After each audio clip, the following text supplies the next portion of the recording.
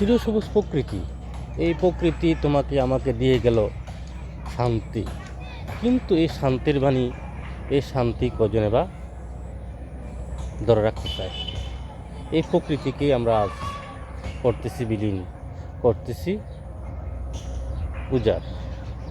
এই যে শিশির সিক্ত ঘাসে খালি পায়ে হাঁটলে কি যে অনাবিল শান্তি আসে মনে, তা হয়তো তুমি বুঝবে না যদি কখনো না হাঁটো তুমি শিশির সিক্ত সকালে।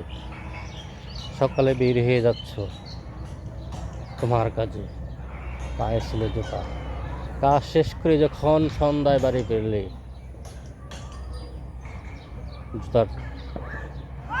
জুতা পায়ে দিয়ে বাইরে গেলে, জুতা পায়ে দিয়ে আবার বাড়িতে ফিরলে। কতক্ষণ জুতা ছাড়া তুমি থাকলে?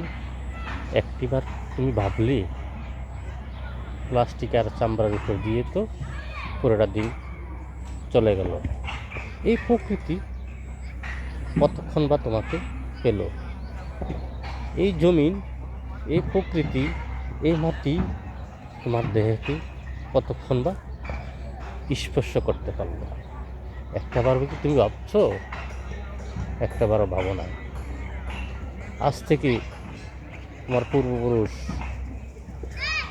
দাদা ঠিক নানা থেকে শুরু করে যারা পূর্বপুরুষ ছিল, ওরা ঠিকই প্রকৃতির খুবই কাছাকাছি ছিল। প্রকৃতির ছোঁয়া ওরা পেত। খোলা সিক্ত আকাশের নিচে ঘুরে ফিরত।